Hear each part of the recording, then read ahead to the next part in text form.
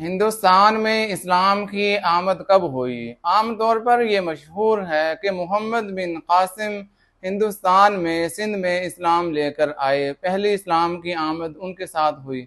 लेकिन तारीख़ी हकीकत यह है कि मोहम्मद बिन कासिम रहमतुल्लाह अलैह की आमद से बहुत पहले अल्लाह के नबी अलैहिस्सलाम के ज़माना मुबारक में ही हिंदुस्तान के जो मशरकी जज़ायर थे, मालाबार और सरांदीप वगैरह, वहाँ इस्लाम का पैगाम पहुँच चुका था और वहाँ के कुछ लोग मुसलमान भी हो चुके थे। क्योंकि अरब के लोगों की पहले भी हिंदुस्तान से तिजारत थी, अरब ताजिर यहाँ आया करते थे। तो अल्लाह के नबी इस्लाम के ज़माना मुबारक में ही अरब के ताजिर जब यहाँ आए तो उन्होंने आकर यहाँ इस्लाम के बारे में लोगों को बताया। लोगों ने उनके हाथ पे इस्लाम कबूल किया। ख़ास तौर पे जो अरब लोग हिंद के मशरकी जज़ायर में रहाइश पजीर थे, उन्होंने इस्लाम कबूल कर लिया उसी ज़माने में।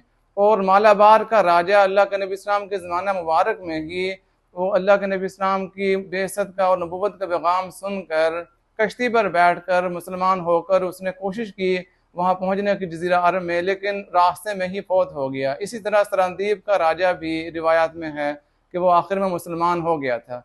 तो और वहाँ मस्जिदें भी बनाई गईं और मुसलमान भी थे।